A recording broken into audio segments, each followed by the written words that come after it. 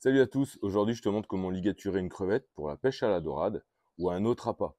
Avec un petit appareil comme ça, un petit accessoire en plastique, c'est un petit dévidoir muni d'une bobine de fil élastique à ligaturer, tu vois, hop, qui va me permettre de sortir la quantité nécessaire.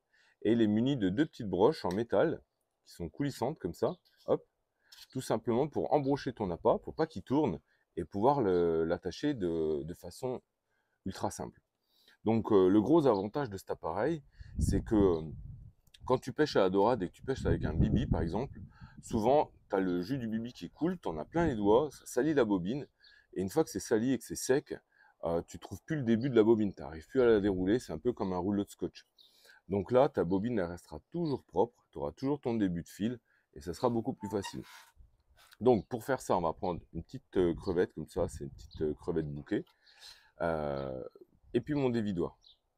Donc là, ce que je vais faire d'abord, c'est que je vais prendre un bas de ligne muni d'un hameçon, et puis je vais passer mon hameçon dans la crevette. Comme ça, le fil, il sera à l'intérieur. Donc là, hop, on va faire ça. Je vais passer mon hameçon à l'intérieur. Là, je le fais vite fait. Le but, c'est surtout de te montrer comment on ligature. Donc, j'ai ma crevette avec mon hameçon et mon fil, mon fluoro. Ok. Donc, ce qui va se passer, c'est que maintenant, je vais venir embrocher la petite crevette avec les broches de l'appareil. L'idéal, c'est de venir le piquer vers la tête, comme ça. Donc on va le faire, on va piquer dans la tête, hop, et on va aller jusqu'au bout de la crevette, voilà, pour qu'elle reste bien droite. Pourquoi je pique de ce côté? Parce que comme ça, j'ai mon fluoro du même côté que le fil élastique. Sinon, pour tourner autour, je vais avoir le fluoro d'un côté et je vais être embêté, quoi. D'accord?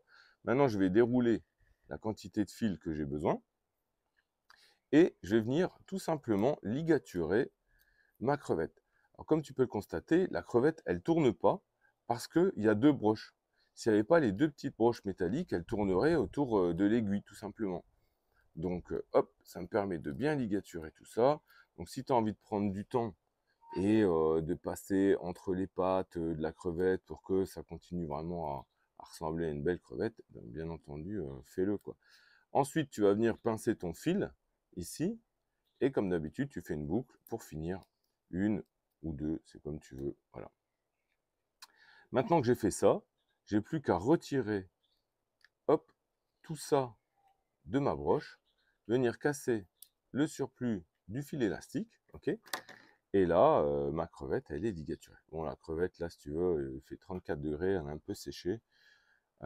C'est pas le montage le plus magnifique que j'ai fait.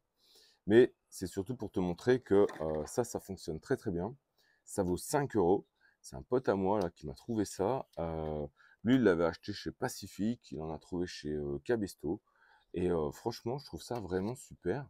Ça fait que tu l'as autour du cou, parce que ça, c'est livré avec. C'est ProSurf qui fait ça. Hop, je te le mets dans le bon sens. Et c'est marqué sur le petit boîtier Elast Case. Voilà. Donc je trouve ce petit accessoire vraiment sympa.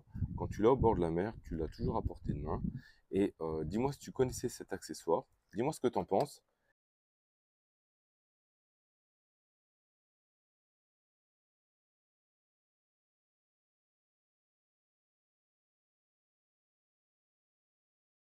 Allez, salut.